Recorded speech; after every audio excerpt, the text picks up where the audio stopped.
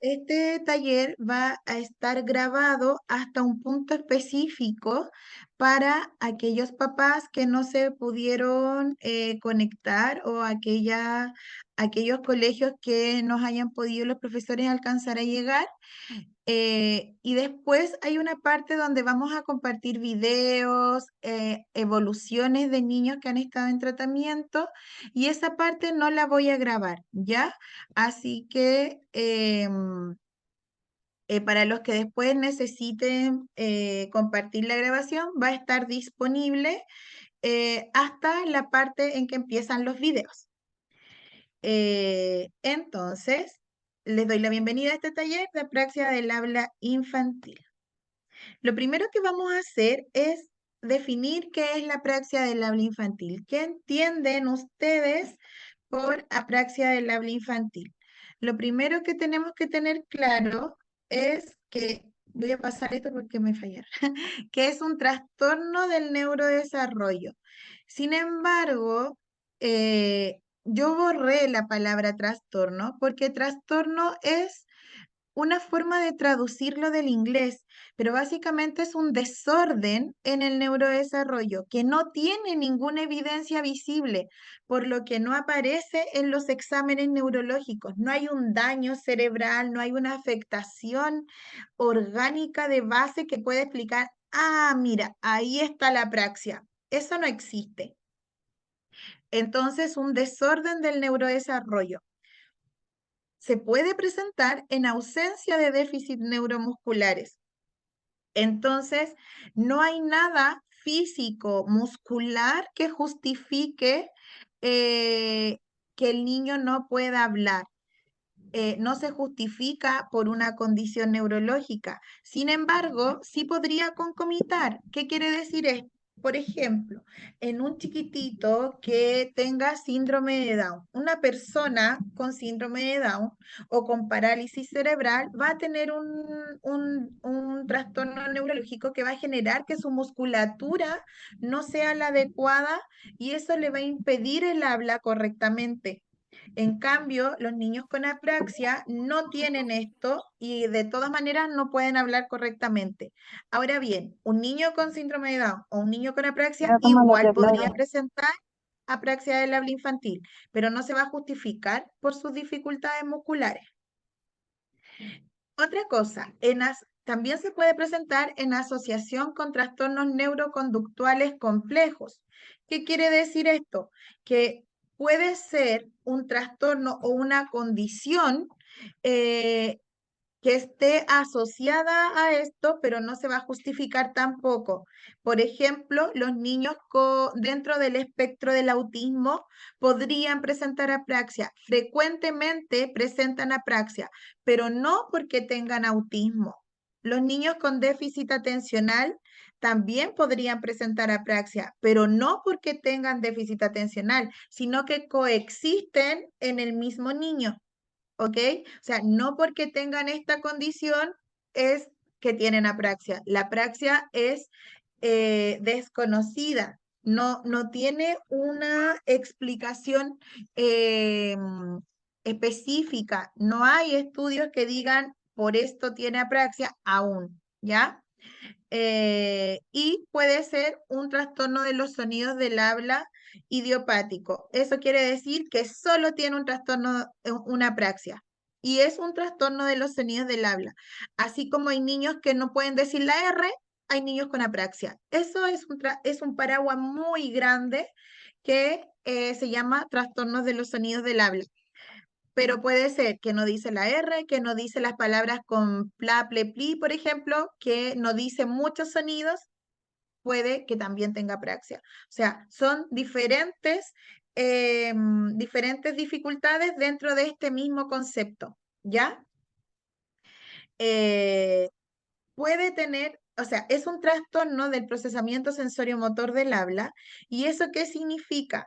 Que el niño puede idear, tiene una buena idea de lo que quiere decir, es capaz de conectarla con su pensamiento con su lenguaje, pero al momento de querer hablar, se afecta la planificación y la programación de los movimientos que tiene que decir para poder hablar. Entonces, hay una afectación a nivel de los parámetros espaciotemporales de estas secuencias de movimiento. ¿Qué movimiento hago? ¿En qué momento? ¿Cuál va primero? ¿Cuánto dura cada movimiento? Y eso es lo que se va alterando al momento del niño querer hablar de manera voluntaria. Etiológicamente, existen estudios neurológicos, estudios genéticos, estudios a nivel de cadenas sinápticas. Sin embargo, no hay nada concluyente. No hay nada que diga en este sector del cerebro hay una tal cosa que nos genera la apraxia. Mira, tal gen está afectado y por eso tiene apraxia. No hay nada que concuerde con eso. Hoy en día los estudios más, a donde hay mayor cantidad de estudios, tiene que ver con las podas sinápticas, que significa que los niños cuando nacen, nacen con muchas, muchas, muchas neuronas. Y a medida que van viviendo experiencias, las neuronas que no se ocupan desaparecen. En los niños con apraxia hay una teoría que dice que al año de edad, cuando es la primera gran poda sináptica, estos niños no la tienen o es menor. Entonces quedan demasiadas neuronas en la cabecita sin conexión. Entonces, ahí lo que tenemos que hacer es conectarlas para que luego en el siguiente periodo, donde vuelven a desaparecer neuronas, todas las que no estén conectadas puedan desaparecer. Sin embargo, tampoco hay nada concluyente. En los genes hay 17 genes estudiados que podrían tener relación con la apraxia. Sin embargo, el único certero es un gen que está alterado en todos los trastornos de la comunicación, desde el niño que no dice la R, el niño que tiene condición del espectro autista, el niño que tiene trastorno de lenguaje, el niño que tiene trastorno fonológico, todos tienen ese mismo gen implicado, que es el FOXP2. Por lo tanto, tampoco esos estudios tienen nada concluyente. Hay una consulta. ¿Mm? Preguntaban si es que influía en algo que un niño tuviera hiperlaxitud. Lo que pasa es que la hiperlaxitud es una condición que no tiene una relación neurológica. Puede estar asociada a un trastorno neurológico que sean hiperlaxos por una condición neuromuscular, pero también hay niños que puedan no tener ninguna condición neurológica que puedan tener hiperlaxitud. Entonces no es un factor que podamos asociar de manera directa. Ahora, dentro de los niños que tienen dificultades en su control motor, ocurre mucho que puedan ser hiperlaxos. Y dentro de estos niños que tienen dificultades en su control motor, también hay varios que pueden tener apraxia, pero no es que una genere la otra. Em, ¿Por qué es importante conocer la apraxia del habla infantil? Porque la prevalencia y la incidencia que tiene la apraxia del habla hoy en día es 1:2. Está definida como un trastorno poco frecuente. Entre 1 a 2 de cada 1000 niños, uno puede decir, ya, pero 1 de 1000 es poquito. Pero ya en Chile son más de 18.000 niños con apraxia. Entonces, 18.000 ¿es poquito o no es tan poquito? Yo diría que no es tan poquito. Ahora, estos estudios de prevalencia se hacen en niños que solo tienen apraxia, nada más. Sin embargo, está descrito que los niños con trastornos de lenguaje tienen mayor probabilidad de tener apraxia. Los niños con síndrome de Down también tienen una alta prevalencia de apraxia. Los niños con TEA, los niños con parálisis cerebral, los niños con déficit atencional también pueden presentar apraxia, solo que estos niños no están incluidos en los estudios que hablan de la prevalencia. Por lo tanto, no son 1 o 2. En trastornos de lenguaje aumenta a 4 y los trastornos de lenguaje tienen una prevalencia súper alta dentro de la infancia. Entonces, ya no son 1 a 2. pueden haber muchos más niños que estén con otros diagnósticos y que también tengan apraxia. Ahora bien, ¿por qué tenemos que identificarlo tempranamente? Porque es un trastorno consciente. Es un niño que se da cuenta que no está logrando lo que quiere decir, que piensa, que procesa lo que quiere decir y que se escucha y no se escucha bien porque se da cuenta que lo que dijo lo dijo mal y por ende se frustra.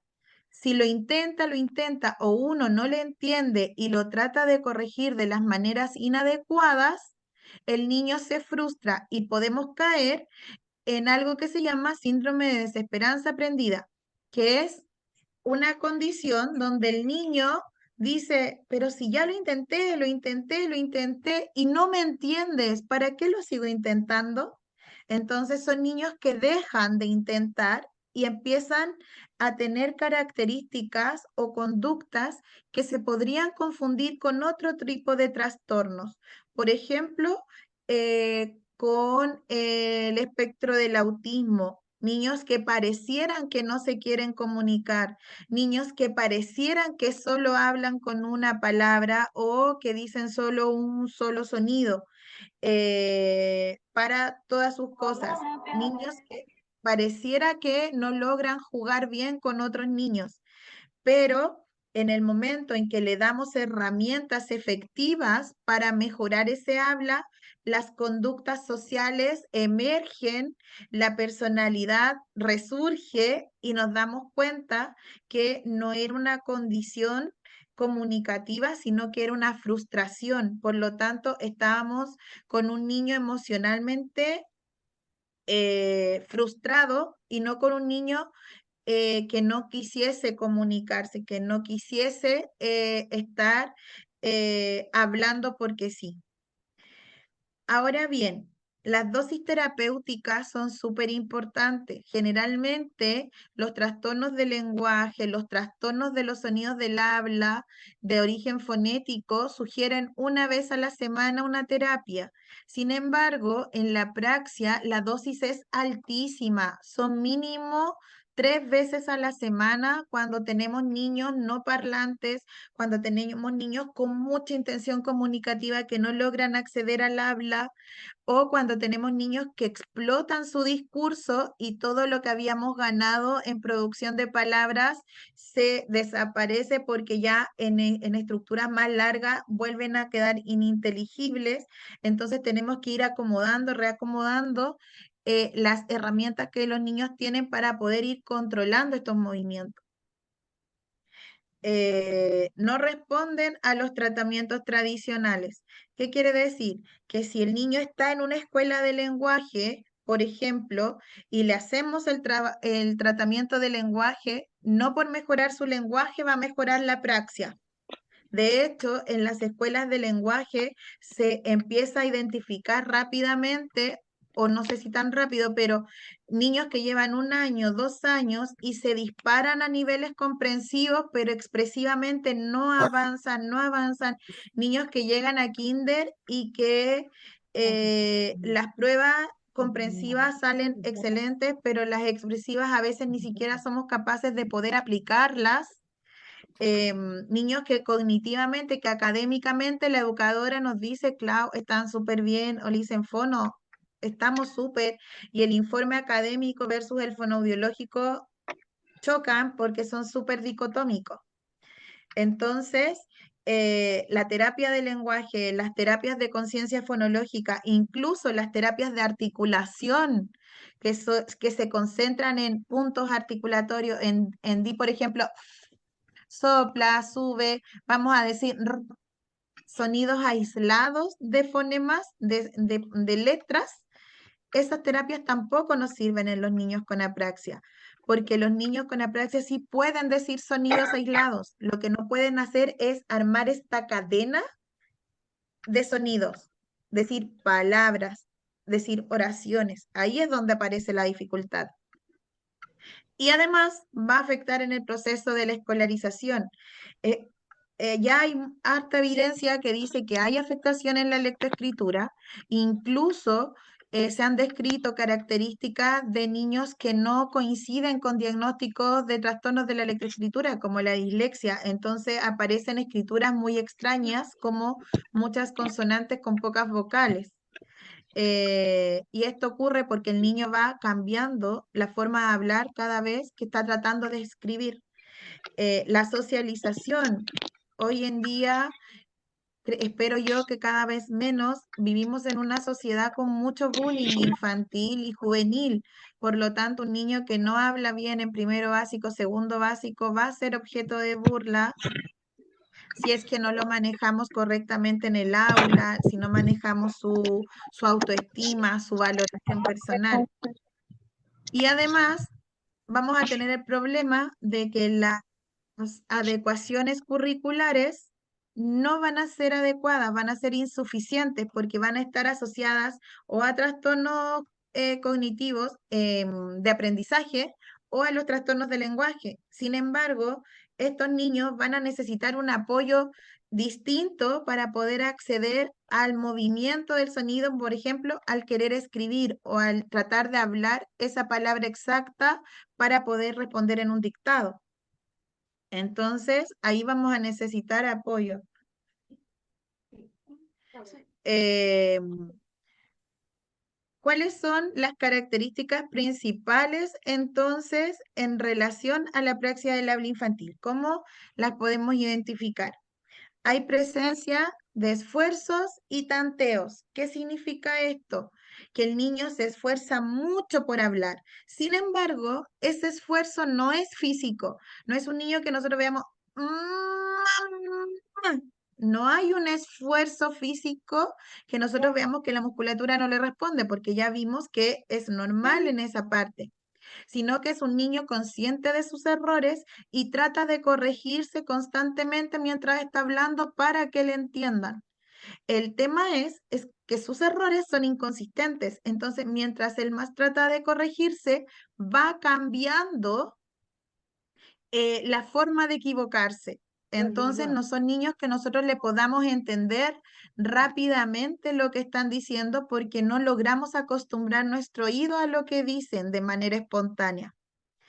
Y estos errores, al ser tan variables, no se pueden equiparar a una edad. Yo no puedo decir, mira, tiene 5 años tu hijo, pero habla como un niño de 3, porque son errores que dentro del desarrollo común no aparecen, son distintos. Hay dificultades para imitar las señas verbales. Entonces, cuando yo le corrijo hablando, al niño no le sirve esa ayuda, no lo ayuda. Si yo le digo, si el niño me dice a mamá mamá, quiero pipí, pipí. Eso no le va a ayudar si yo le digo, no, no se dice así, se dice mamá, quiero pipí. Y por ejemplo, algo que usa mucho, mamá, quiero pipí. Esas manos no le están dando ninguna orientación más que reforzar que no lo dijo bien, pero no le estamos ayudando a mover la boca para que pueda decirlo mejor. Entonces, cuando lo ayudamos, tenemos que ayudarlo con movimientos significativos. Hay afectación de la coarticulación, no de los fonemas aislados, como les decía. El niño puede decir fonemas aislados, incluso puede decir, por ejemplo, ma, pa, ca, ta, fa, cha, ja, pero cuando le toca juntar los sonidos en palabras, ahí él ya no es capaz de mantener esa secuencia. Por lo tanto, tenemos que pensar siempre en estos niños en afectación en palabras. Y hay afectación de aspectos suprasegmentales. ¿Qué significa esto? Es todo lo que rodea el habla. La acentuación, por ejemplo, niños que acentúan la última sílaba constantemente o niños que segmentan las palabras donde no corresponden. En vez de decir pelota, dicen pelotá, o en vez de decir pelota, dicen pelota y van poniendo pausas donde no corresponden. Esto afecta la prosodia, que es la línea melódica. Entonces, un niño en vez de hablar con una línea melódica, con una entonación que a uno le parezca característica de una conversación, empieza a notar que tiene una línea distinta, que pareciera que estuviera hablando entrecortado, con interferencia, me han dicho alguna vez los papás, o como un personaje, habla como si fuese un personaje, también lo han caracterizado así. Y en su discurso se ve la mayor cantidad de afectación porque son niños que pareciera ser que tienen súper claro lo que tienen que decir, cuentan historias completísimas y complejísimas, pero en lo que nosotros le entendemos es súper poco. Entonces se ve afectado la conversación, el uso social del habla. ¿Cuál es entonces la conclusión o la característica principal? Es que a los niños no se les entiende. Ahora bien, además de todo lo que mencionamos, también podrían presentar características distintas al habla. Por ejemplo, dificultades para imitar o dificultades para repetir palabras. Podría ser, se describe, no siempre ocurre, pero la mayoría de las veces la repetición cuesta bastante. También podría haber disminución en los sonidos que ocupa y eso es bastante frecuente. Podría no estar, pero por ejemplo, podría haber un niño que es capaz de decir muchas consonantes, pero cuando habla, habla tu, tu, tu, ta, tu, ta, ta, ta, ta, a, tu, ta, ta, ta, tu, tu, tu, ta, ta. Entonces ocupa solamente dos vocales y una consonante. O niños que hablan solo con vocales. Dicen todo, pero solo con vocales no ocupan consonantes. Hay dificultades sensoriales que puede ser a nivel corporal, general de la vida, niños que les cueste vestirse, que les dificulte bañarse, lavarse los dientes, lavarse el pelo, tocar texturas, tener dificultades con la alimentación o con el movimiento en general, que tengan dificultades para planificar movimientos con el cuerpo. Niños que se tropiezan solos, que son un poco más torpes para actividades físicas, para los deportes. Y dentro de su historial, puede que hayan sido bebés más silenciosos, con escaso balbuceo, con llantos atípicos, con poco llanto, o que se demoraron mucho en pasar a la etapa de decir palabras, o no llegaron nunca a la etapa de decir palabras. Entonces van a ser bebés más atípicos de lo habitual. Ahora, vamos a ver cómo se ve eso en tu hijo. ¿Cómo lo veo yo en la casa? Vamos a ver un niño que intenta comunicarse usando todos los medios posibles. Su casa y su familia va a ser su espacio de confianza, entonces van a ser niños que van a apuntar, que van a hacer mímica o que van a desbordar rápidamente. Te lo dicen a la primera, a la segunda, a la tercera te llevan o ¡guau! Y vienen las pataletas rápido, sobre todo si son papás que reaccionan rápidamente a esa pataleta. O sea, empiezan a tantear. El niño sabe que va a llorar y el papá, esto. Entonces, esa puede ser una forma de acceder a tener, a satisfacer su necesidad sin intentar hablar de primera.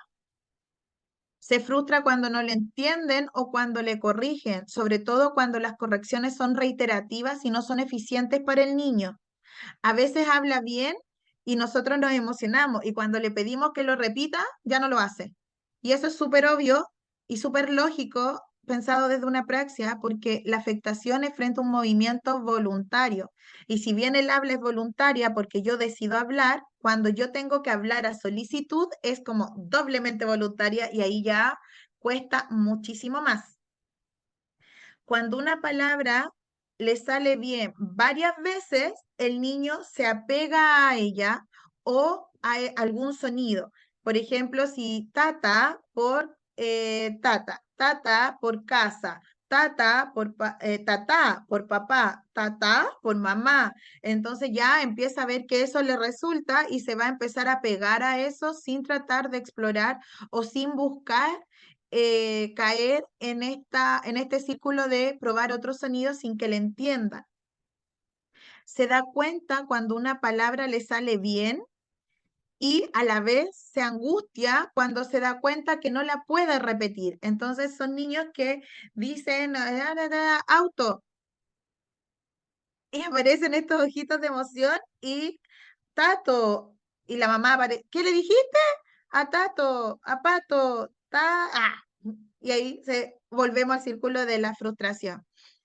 Entienden todo, es súper pillo, le va bien en el colegio, menos, algo que nos dicen mucho los papás, menos es capaz de participar y crear juegos simbólicos, lo hace súper bien, interactivo y comunicativo, súper bien, pero cuando ya aparece la exigencia motora o una exigencia lingüística, aparece una evitación, ahí ya, no, mejor no.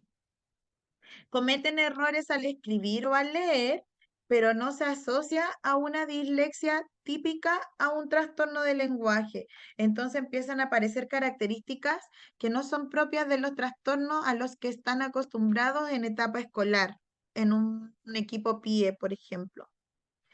Y su rendimiento en asignaturas manuales o lingüísticas es más bajo que en las de matemáticas o de ciencia. O sea, vamos a tener un niño que va a tener más dificultades en lenguaje, en inglés, quizás en educación física, en las que él requiera hacer cositas con las manos, podría tener mayor dificultad. Ahora, vamos identificando un poco a sus hijos, a sus alumnos hasta acá.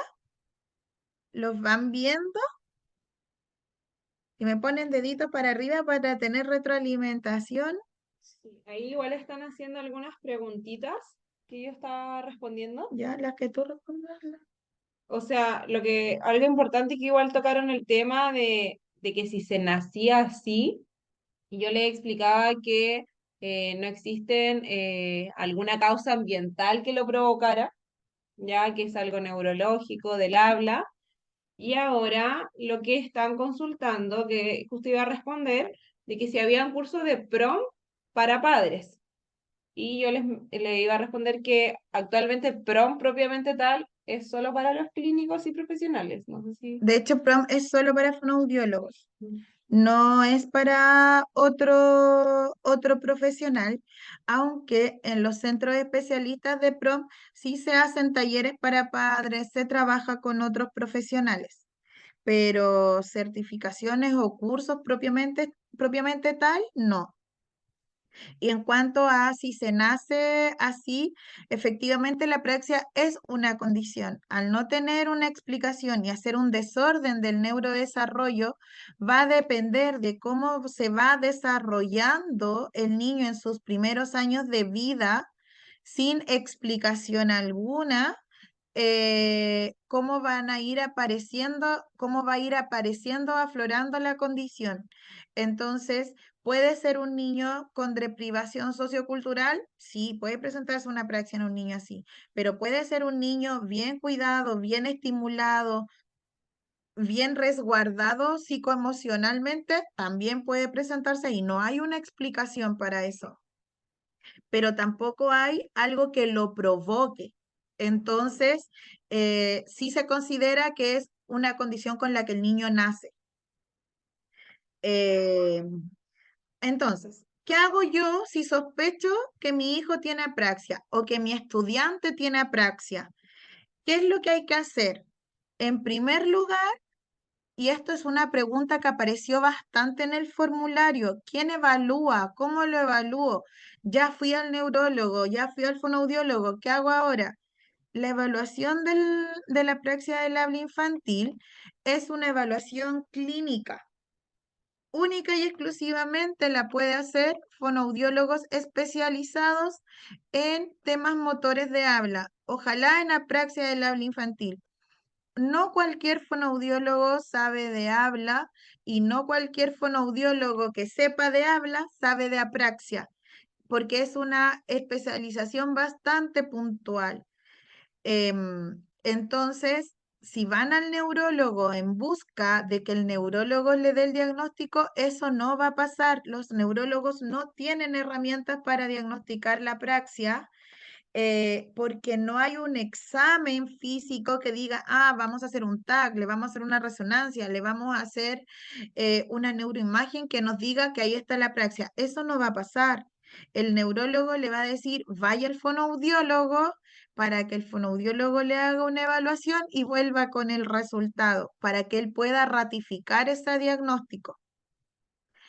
Entonces, no para un fonoaudiólogo común es difícil poder determinar cuándo hay o no hay una apraxia, pero para los fonoaudiólogos especializados en apraxia también es difícil porque no tenemos instrumentos de evaluación para hispanohablantes. Recién el año 2020 publicamos la primera pauta de pesquisa recién observacional para poder determinar si hay o no hay sospecha de apraxia del habla infantil y aún estamos en proceso de poder tener alguna herramienta que sea efectiva para hispanohablantes. Las herramientas existentes están principalmente en inglés y la fonética del inglés es muy distinta a la del español, entonces no es transferible. Los papás tienen que tener paciencia en el proceso. El diagnóstico no es de un día, no es yo voy, le hago la prueba, le aplico los test y sí, tiene trastorno de lenguaje. No va a ser así. En la praxia, el niño va a ir, va a demostrar ciertas características, el fonoaudiólogo va a buscar en todos los recovecos que tengan que ver con movimiento, si el niño logra o no logra acceder a la planificación y a la programación de los movimientos del habla y le va a decir, ¿sabe qué? Puede que tenga apraxia. Tiene toda la pinta de ser apraxia, pero hay todo un espectro de los trastornos motores del habla. Puede ser un retraso motor, puede ser un trastorno funcional, puede ser una apraxia. Y la gran diferencia es cuánto se demoran en la evolución. Entonces, si yo tengo un niño que tiene muchas características de apraxia, lo voy a mandar a tratamiento motor de habla, un tratamiento específico de apraxia y probablemente si ese niño en 2 meses, en 6 meses se dispara y empieza a hablar, pero como loro y de todo, claro, tenía dificultades motoras, pero no tenía apraxia, porque la apraxia es resistente. La apraxia se demora, uno tiene que ir enseñándole pasito a pasito, sonido a sonido, cómo se van organizando estos sonidos dentro de las palabras. Entonces, hay papás que dicen, claro, pero mi hijo tiene apraxia y si el niño todavía no habla, tampoco podemos diagnosticarla, podemos sospechar por todo lo que rodea sus intentos de habla que podría tener, pero el habla se evalúa hablando. Por lo tanto, yo voy a diagnosticar apraxia cuando un niño intenta hablar, quiere hablar y busca por todos los medios hablar. Puede que no le resulte, pero ahí ya tenemos todo el esfuerzo que hay para hablar. Pero un niño que no abre la boca, que ocupa todo otras herramientas distintas al habla, en primera instancia, primero le vamos a pedir estimulación temprana, le vamos a pedir estimulación sociocomunicativa, y cuando ese niño se dispare y empieza a querer hablar, ahí recién vamos a hacer una evaluación de apraxia, porque antes no podemos. Eso, justo ahora quería hacer la conexión con una pregunta que están haciendo acá, si es que hay alguna edad específica en la que aparezca la apraxia. No. El niño habla y nosotros podemos saber si es o no es apraxia y cómo lo empezamos a intervenir. O sea, hay características desde antes del año. O sea, yo puedo ver un niño que llora de manera particular, este niño me llama la atención cómo está balbuceando, mira, el balbuceo fue pobre, es calladito, es súper monótono su balbuceo, probablemente este niño va a tener dificultades para empezar a hablar. Yo puedo empezar a sospechar de apraxia en un niño pequeño. El niño en su primer año de vida, cuando accede a las primeras palabras, puede que vaya con las palabras que corresponde, que diga, oye, tiene un año y dice 5 palabras, pero resulta que las 5 palabras le suenan bien, pero al decirlo, su boca se mueve muy extraño, tiene movimientos laterales de mandíbula, los labios no se mueven de manera desordenada en cuanto al habla y le suenan los sonidos. Entonces ahí yo puedo empezar a sospechar también tempranamente de que podría tener apraxia. Em, entonces no hay una edad determinada. Ahora, si un niño llega hablando a los 3 años, yo podría hacerle perfecto una evaluación de todas las habilidades motoras y decir, ¿sabes qué? Esto es un trastorno motor que probablemente va a ser una apraxia, porque ya van a haber muchos más antecedentes y muchos más años de esfuerzo de ese niño. Y algo súper importante es entender que no hay daño cerebral que confirme en un examen neurológico. O sea, no es un daño, no es un trastorno, no hay algo en la cabeza que esté mal, es una condición. Y esa condición se tiene que acompañar, se tiene que apoyar para que le podamos dar las herramientas necesarias eh, a ese niño para que pueda salir adelante. Ahora bien, si yo soy educadora, si yo estoy en la escuela de lenguaje, en el PIE, en el colegio sin PIE, que también nos ha pasado mucho, cosas importantes que tenemos que hacer es conversar el caso con el equipo PIE y con el equipo tratante. Si hay un equipo tratante, aferrarse a ese equipo, buscar el apoyo, pedir las sugerencias, solicitar las indicaciones para poder hacer las adecuaciones curriculares extra que se pudiesen tomar, porque las que se generen en el establecimiento desde los programas PIE puede que sean insuficientes. Instruirse como equipo docente en el tema para poder disminuir el estrés, la ansiedad y la frustración del profe. Es súper, súper importante porque nosotros nos enfocamos en el niño, en la familia, en la dificultad en sí mismo, pero yo soy fono. Estudié harto, llevo muchos años viendo niños con apraxia, veo niños con apraxia todo el día y me cuesta. Pero si yo de la noche a la mañana recibiese un niño sordo, por ejemplo, yo no sabría qué hacer con ese niño. Imaginémonos a ese profe de básica sin equipo PIE en el colegio, donde ni siquiera tengan talleres de inclusión, o ese equipo PIE que está súper bien formado en lenguaje, en DEA, en trastornos de aprendizaje, se han instruido harto en espectro autista, y les llega este niño con lo que nada les está resultando. Hay frustración profesional y eso existe. Entonces, ahí tenemos que apoyar todas las esferas que rodean a nuestro niño tienen que estar bien. Y para que estén bien, lo primero que tenemos que hacer es conocer qué es lo que está pasando. Em, Aquí hay dos preguntitas importantes porque daba para harto como para escribirlo en el chat la respuesta. Hay dos relacionadas con la educación.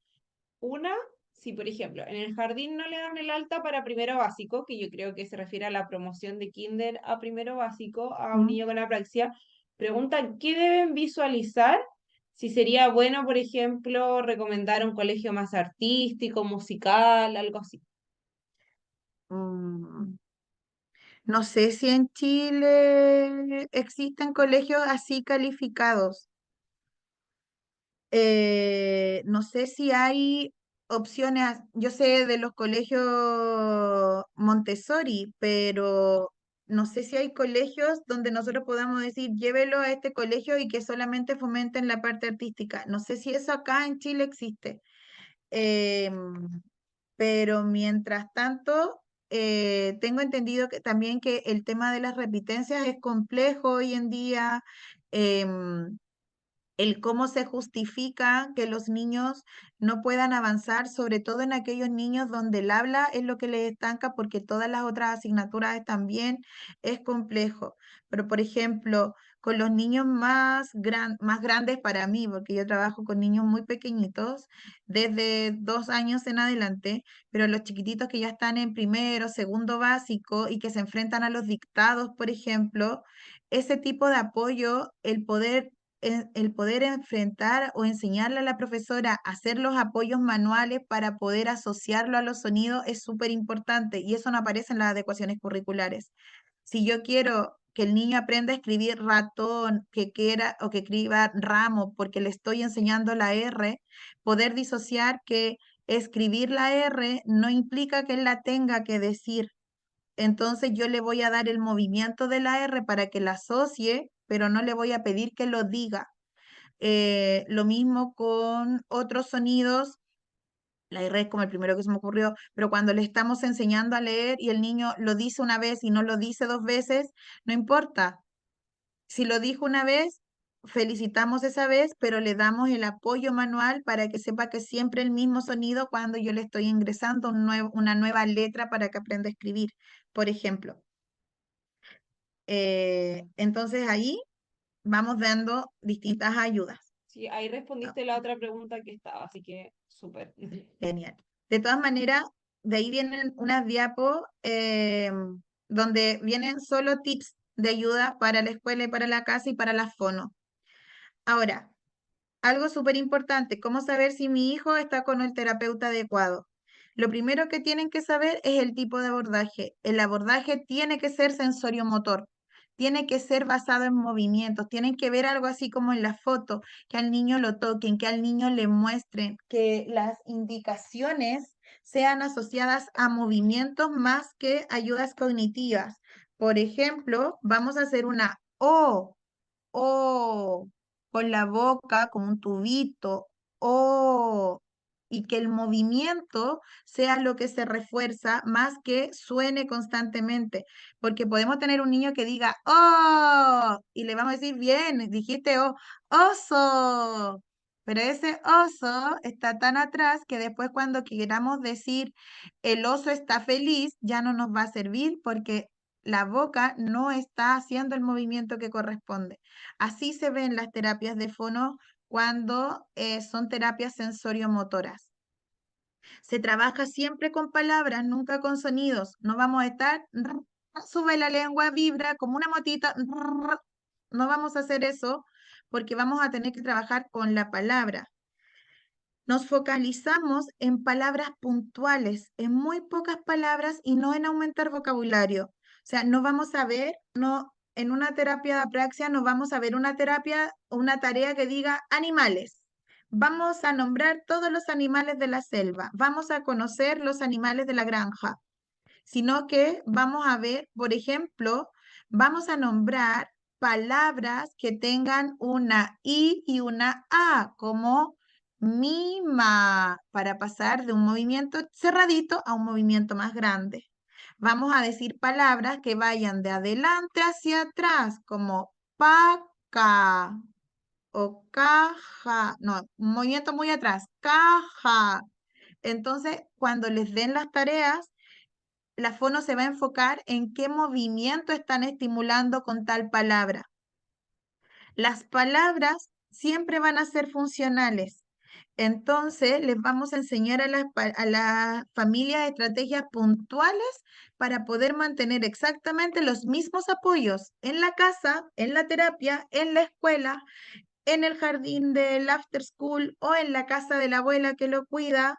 Entonces vamos a tratar que si le vamos a corregir que diga o, que sea siempre con el mismo gesto.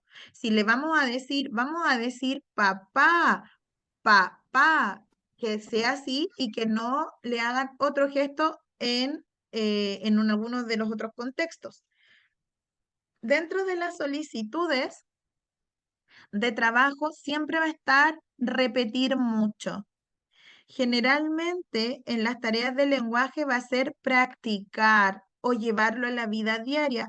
En las tareas de apraxia va a ser repetir. Ahora bien, la repetición puede ser de muchos tipos. Nosotros en Logros trabajamos dentro de un modelo enseña que, que es esto, que es un modelo planteado para hispanohablantes, creado por mí, y se centra en entrenar a los padres para que sea lo más natural posible. Por lo tanto, vamos a ver que para hablar, lo primero que tenemos que hacer es saber jugar, saber conversar con el niño sin estresarlo, darle instancias de habla importantes, instancias de habla segura, donde el niño no se sienta enjuiciado, porque así vamos a poder transferir lo que aprendemos felices, contentos, jugando de manera natural a otros contextos naturales, que es distinto a estar, vamos a decir papá 10 veces, dime papá, papá, papá, no te equivocaste, digámoslo de nuevo, papá. Ahí no está siendo funcional esa repetición. Y algo importantísimo y fundamental, el fono está pendiente del comportamiento del cuerpo. La lengua no anda sola por la vida, entonces tenemos que fijarnos en el cuerpo, en la cara, en las funciones que funcionan en la boca. Por lo tanto, probablemente puedan haber sugerencias de apoyo de terapia ocupacional, apoyos de terapia complementaria. Por ejemplo, ¿sabe que tenemos dificultades con el frenillo lingual? Está muy corto, va a haber que hacer algo con esa lengua. El niño no está respirando bien, respira por la boca, eso le va a afectar. No tiene nada que ver con la praxia, pero en el momento en que nuestro niño quiera hablar, se va a encontrar con limitantes físicas porque lo que está pasando en la boca va a afectar en algún momento. Entonces el fono se tiene que encargar de observar todo lo que ocurre con el cuerpo, con la cara, con la boca. Ahora bien, ¿cómo le ayudo yo a mi hijo en casa? ¿Qué hacemos en la casa? Lo primero y más importante es buscar apoyo temprano. No importa escuchar que no, a los 3 años va a hablar. No te preocupes, si tiene hasta los 5 años para que hable. Hoy en día, cada vez menos, pero todavía existen algunos profesionales de primera consulta que uno va y le dice, no se preocupe, si es chiquitito, hasta los 5 años tiene para que hable. Ok, pero a los 5 años el niño tiene que estar hablando. Si a los 4 años, 9 meses no habla nada, no podemos esperar que de los 5 años a los 6 hable todo lo que no ha hablado en 4 años. Entonces, mientras más temprano la consulta, mejor. Hay que involucrarse lo que más se puede en la terapia, estar adentro, aprender qué es lo que hace la fono, cómo se mueve, cómo lo mueve, cómo le habla. A veces en cómo se pregunta se generan diferencias. Entender y aprender las estrategias usadas por la fono. No pretendemos que los papás se conviertan en fono, pero mira, vamos a hacer así. O lo que no es lo mismo, o y que le estrangulemos la carita, por ejemplo, o donde no le apretamos nada. El sentir cómo la fono toca es súper importante. Hay que destinar tiempo al juego y ser consciente en las palabras de movimientos puntuales y que vamos a buscar para estimular. Entonces, la fono me dijo que tenemos que trabajar movimientos de apertura y cierre de boca. Entonces, le voy a pedir las palabras que podría decir. Mi hijo durante el día dice estas palabras, ¿cuáles ocupó? Y así vamos escogiendo las palabras. Eh, Implementar bitácoras de evolución y listados de palabras, súper, súper importante. Tener claro qué palabras dice, cómo las dice, o gestos o sonidos para comunicarse, porque así vamos a poder ir viendo la evolución, el tipo de evolución que tiene el niño. Hablarle siempre a la cara y acorde a su edad, no porque el niño no hable, es más chico de la edad que tenga. Entonces, si le hablamos correctamente, le vamos a estar dando un modelo correcto, tanto para el habla como para el lenguaje. Cuando un niño no habla, no sabemos si no va a tener problemas de lenguaje. Por lo tanto, vamos a tener que estar estimulando siempre de una manera global, integral, porque cuando podamos entender qué es lo que está pasando dentro de esa cabecita, nadie nos dice que va a ser solo apraxia o no va a ser apraxia. Puede ser un problema de lenguaje, puede ser un problema de aprendizaje, puede ser un trastorno cognitivo que le esté impidiendo poder hablar. Entonces tenemos que estimular todo. Si es necesario, hay que considerar sistemas aumentativos en la comunicación. Los tableros de comunicación, los tableros de anticipación, las fichas de comunicación no son un sistema que reemplace el habla. En algunas ocasiones, cuando hay apraxias muy severas, puede que tengamos que implementar tableros de comunicadores de manera alternativa porque no accedimos al habla. Pero si los usamos dentro del proceso temprano de manera inicial como un método aumentativo, les vamos a estar dando más instancias de logro que favorezcan en ese niño la motivación, el autoestima, la seguridad, la confianza para poder hablar con un apoyo que le permita darse a entender. Hay que conversar con los profesores y el personal del colegio. Y acá algo súper puntual que le dije una vez a una mamá.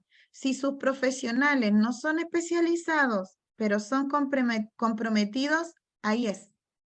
Hay tan poco profesional que sabe de apraxia que no podemos regodearnos en un colegio que tenga una fono que sepa de apraxia, la profe que sepa de apraxia, el equipo completo. Eso sería un sueño logrado, pero hoy en día, si la fono del colegio no sabe de apraxia, pero ¿me puedes dar el teléfono de tu fono para yo conversar con ella, para ver cómo ayudo? Si la profesora del jardín, de la escuela de lenguaje, dime, yo hablo con la fonoaudióloga, yo me puedo reunir con ella, ahí quédense.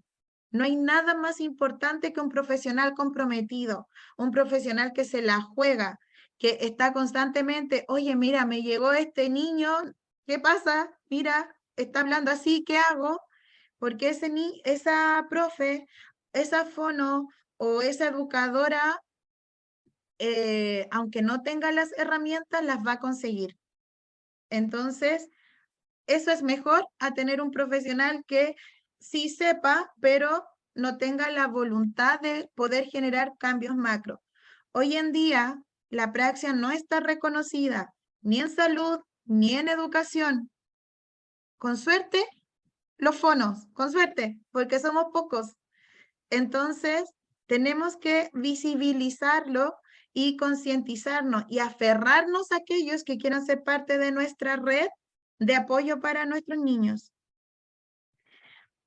Todo, ya, no se corrigen los errores, se corrige siempre basándose en el movimiento. Entonces, si el niño dice, es un tato, no, no se dice tato, se dice pato. No le dije en qué se equivocó, no le dije cómo corregir. Se dice pato. Ah, no, tato. Mira, quisiste decir pato. Pato, pato. Ah, ahora sí apretaste los labios. Ahora dijiste pato. Ahí la corrección va al movimiento, a la forma en que lo dijo. Por lo tanto, siempre tenemos que mirar cómo el niño está diciendo para saber cómo poder ayudarlo. Ahora bien, si yo soy profesor, soy educadora y quiero ayudarle a mi niño, hoy se me fue la página, y quiero ayudarle a mi alumno, ¿cómo lo hago? No puedo correr esto. Lo primero que podemos hacer, lo primero que podemos hacer es crear carteles o letreros que nos permitan darle apoyo significativo a los niños de algunas funciones puntuales. Por ejemplo, terminé la tarea, quiero ir al baño, me ayuda en caso de que eso sea algo funcional para él. Tenemos que conocer a ese niño. Entonces vamos a tener que interiorizarnos en los apoyos y en las estrategias que se están usando en la terapia. Si ese niño tiene un equipo de cabecera, hay que solicitar las sugerencias o las indicaciones específicas al fonoaudiólogo especialista que esté con ese niño. No tengan miedo, vergüenza en pedir eso, porque el que ustedes lo soliciten amplifica considerablemente las opciones de ese niño de poder repetir, mejorar y corregir durante su vida diaria. Los profes tienen a nuestros niños, nuestros porque míos, a nuestros niños la mayor cantidad del tiempo. Yo los veo 40 minutos. Los papás con suerte los deben ver 3 horas, 4 horas en el día, y dentro de esas horas lo están despertando, bañando, vistiendo, trasladándolo al colegio, después lo van a buscar, se trasladan, comida, cocinamos, y si es que nos alcanza el tiempo, jugamos, hacemos las tareas. ¿Y en qué momento le pido yo a ese papá, reforcemos? Y el profe está 5, 6 horas con el niño. Entonces, si ustedes quieren ayudar a ese niño en el colegio, no tengan ningún drama en pedirle al equipo que esté con ese niño, a la fono que esté dirigiendo ese tratamiento. Si somos nosotros, cateten, nosotros, las fono van a los colegios, van a hacer reuniones con los papás, hacemos asesoría. Es que, Clau, nosotros no podemos antes de las 8, nos juntamos un día a las 8, pero buscamos la forma de poder hacer ese apoyo. Entonces, yo no me comprometo en que en todas partes pueden conseguir lo mismo, pero sí los empodero a pedir las ayudas, porque si hay un profesional especializado, dentro de esa especialización sabe que tiene que cumplir con todos los objetos, todos los contextos del niño.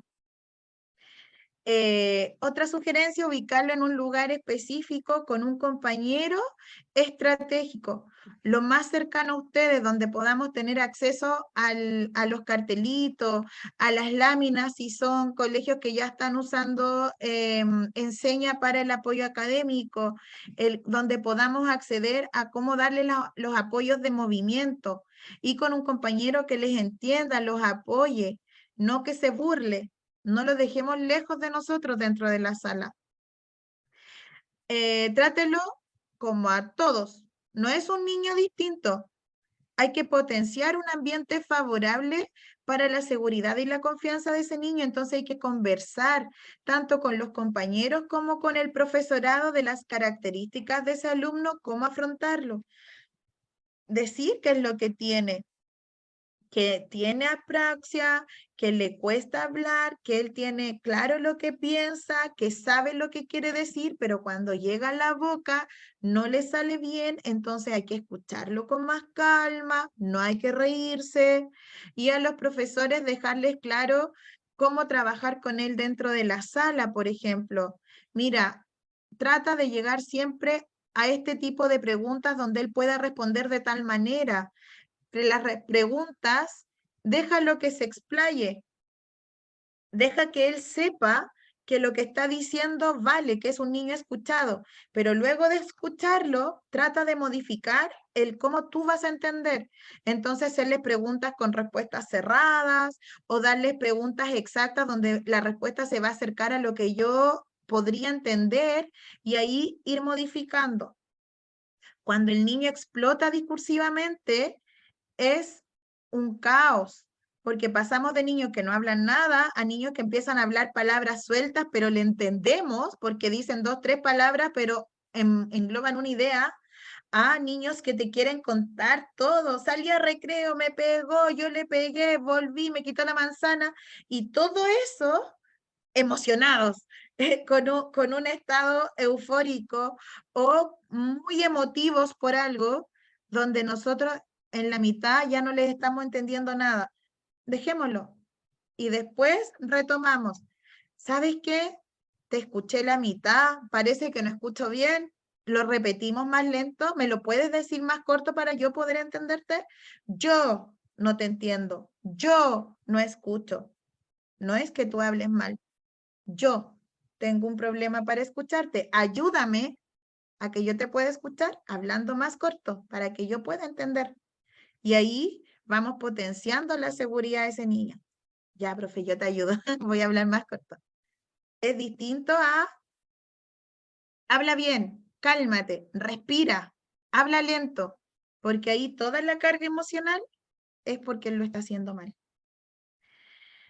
establezcamos las adecuaciones curriculares necesarias tanto para el aprendizaje, para el proceso de aprendizaje, como para las evaluaciones. Y ahí va a ser un poco más complejo porque yo le puedo ir enseñando, si no hay problemas cognitivos concomitantes, puede aprender rápidamente. El tema es cuando yo lo evalúo, por ejemplo, en los dictados se notan mucho las dificultades, cuando queremos que el niño escriba la letra y la diga bien. Mira, se dice lápiz y el niño no dice papi, no, lápiz, tapiz, no, lápiz, malo. Entonces, mientras él podría haber mostrado la letra o podría haber hecho el movimiento, aunque no le saliera, él en su cabeza dijo lápiz las 3 veces. Él quiso decir lápiz, pero ninguna de las adecuaciones que le estaba dando nos estaba funcionando. Entonces ahí, súper importante también buscar apoyo para ver ya, ¿qué estrategia estamos usando? ¿Qué señas le vamos a dar? ¿Cómo le ayudo con una seña que no le ayude a todo el resto del curso a soplarle la respuesta, por ejemplo? Y en ese caso, en seña funciona súper bien, porque vamos a, por ejemplo, vamos a hacer un dictado de palabras con O. Mírame, Pepito, vamos a escribir oso. Escribe oso. Y yo le marco el movimiento que él tiene que pensar para que pueda escribir esa palabra. Y al resto, el que vea esto, si no, yo le tapo la letra porque si la muestro, al resto le va a ayudar. Pero si yo le muestro eso, al resto no le va a significar ninguna ayuda. Pero a ese niño le está abriendo un mundo. Ahora, si yo soy la fonoaudióloga, ¿qué hago? Soy fono de pie, soy fono de la escuela de lenguaje, no estoy especializada en apraxia, pero me quiero hacer responsable del niño que tengo, ahí con mayor razón, ahí a contactar a la fono que esté a cargo de ese niño, buscar las asesorías si es que no hay ninguna fono y eres la única. Hay niños que van a escuelas rurales o niños que están en ciudades donde no se sabe de ningún fonoaudiólogo que maneje apraxia. Yo tengo niños que vienen acá y viajan horas de La Ligua, de Santiago, de Quillota, de Limache, ya que vengan de Valparaíso es un tremendo pique porque nosotros estamos en Curauma, niños que vienen de cerros de Viña y cruzan la ciudad para llegar a su terapia, pidan las asesorías con esos profesionales. Si no tienen, busquen, está la red de apraxia donde se concentran profesionales especializados, pidan una asesoría para que puedan ir modificando o sintiéndose como seguros, porque yo sé lo que se siente trabajar, darlo todo y decir, ¿qué pasa? Nada me funciona. Yo creo que los fonoaudiólogos que entramos en apraxia entramos con el mismo sentimiento, así como este niño se me fue. Ya no sé qué hacer con él y en nuestra desesperación encontramos la apraxia. Así que ese sentimiento es válido sentirlo, pero una vez que aparece, ya hoy en día hay hartas herramientas como para poder encontrar ayuda. Modificar la forma de trabajar, estos ya son tips funcionales para las fono, modificar la forma de trabajar la conciencia fonológica, especialmente la segmentación silábica. En las escuelas de lenguaje, las fonoaudiólogas y las educadoras diferenciales son secas para la segmentación silábica. Partimos haciendo conciencia fonológica desde muy chicos, desde los 3 años el niño ya está aplaudiendo para segmentar sílabas. El problema es que en la praxia, cuando decimos P, lo, ta, en ese cerebro fueron 3 palabras, no fue una. Él pensó pelota y pensó que se dijo así, con 3 palabras distintas. Entonces, ¿cómo trabajo la segmentación? Si yo tengo que trabajar conciencia fonológica todo el tiempo, podemos hacer una conciencia fonológica más consciente, como P, lo, ta. Ahora la juntamos. Pelota.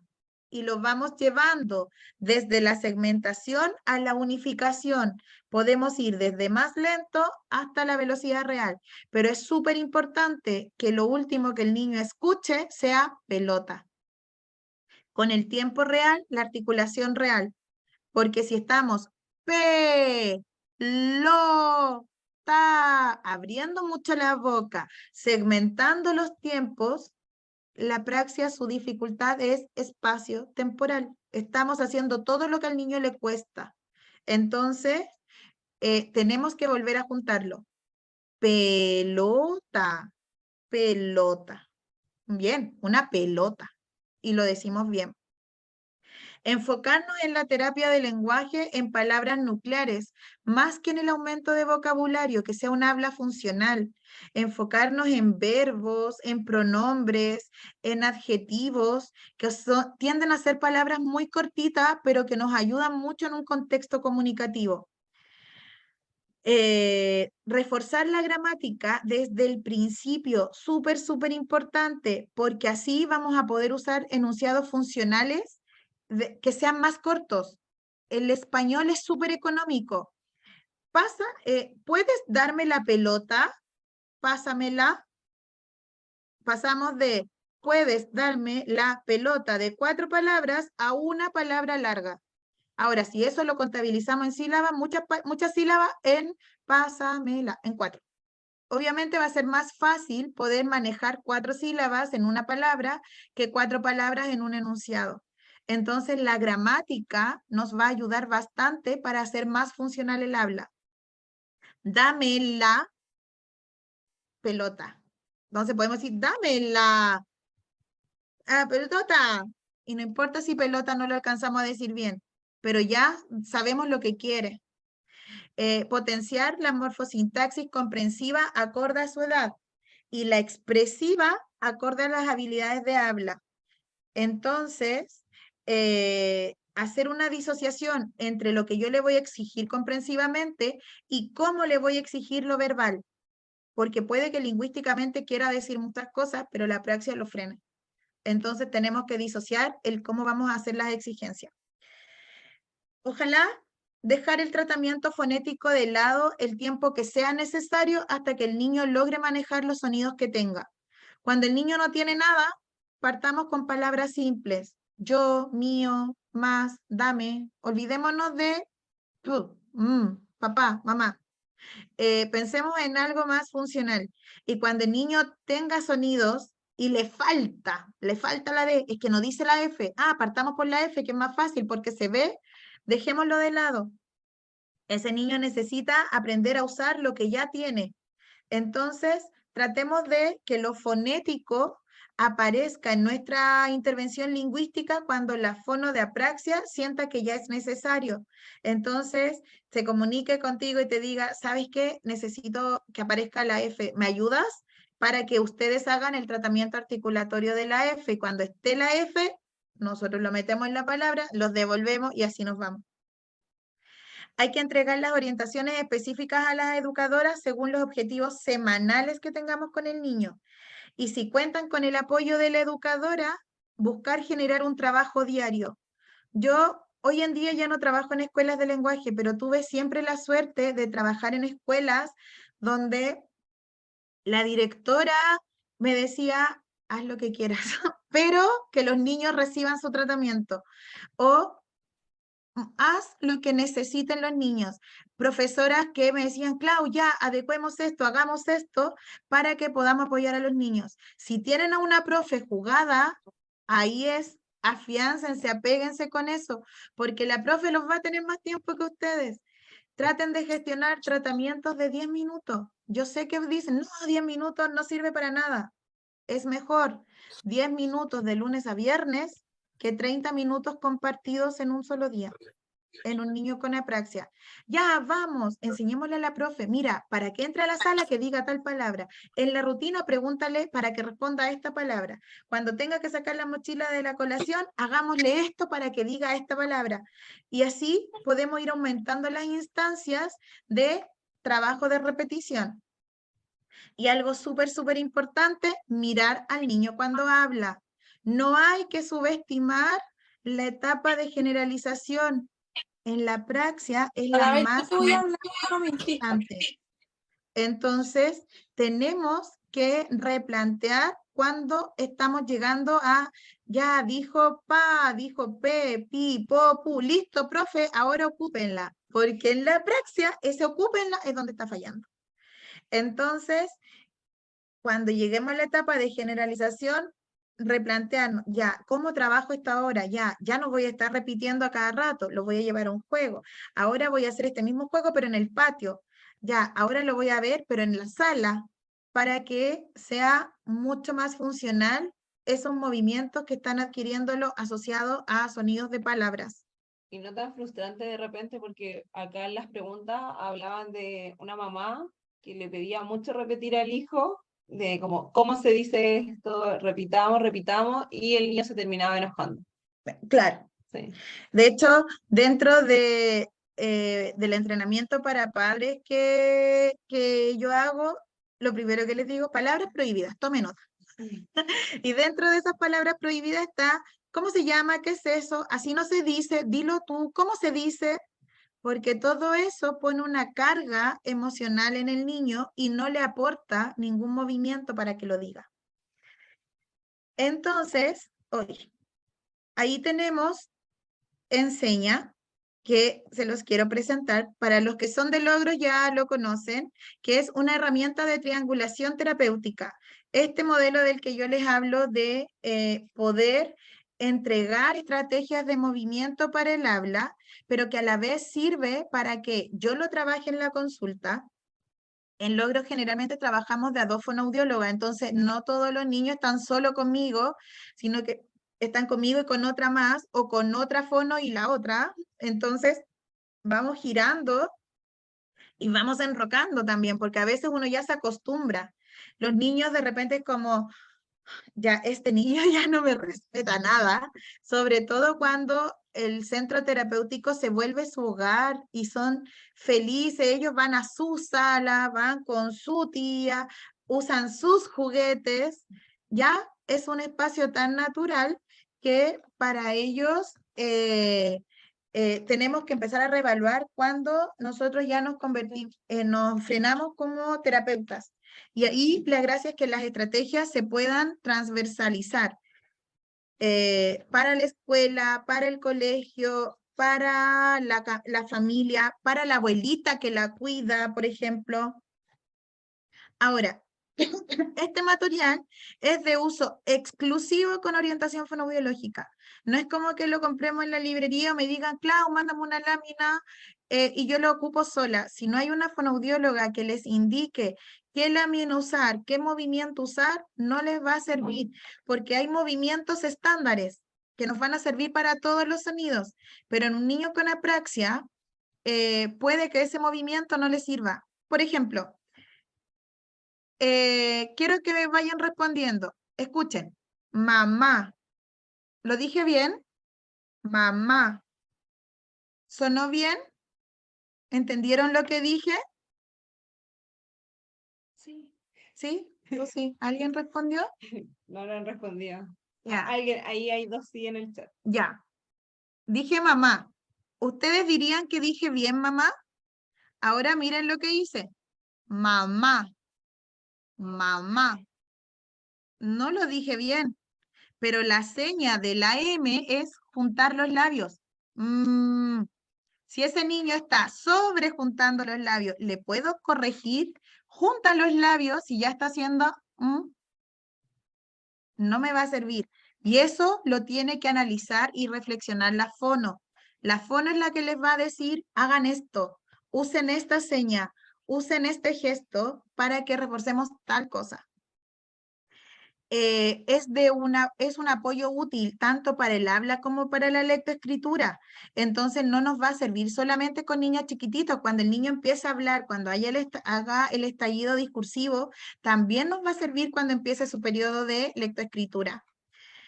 Nos da la opción de aumentar las instancias de refuerzo y de afianzamiento. Por ende, también vamos a generar una mayor seguridad y mayor confianza en el niño tanto en el niño como en el adulto. En el adulto, profesor, familia, voy a tener algo para hacer que me entienda o para yo entender lo que me está tratando de decir. Y el niño al ver que se ocupa en todos lados lo mismo, él va a poder decir, oh, oh. Ah, ¿qué? P, P, oh. Te pegaste, te pegaste en el ojo. Ah, pero si yo no conozco la seña, no llego, no entendería nunca. Entonces, esa es la triangulación y es lo ideal que pudiésemos lograr en cualquier equipo terapéutico.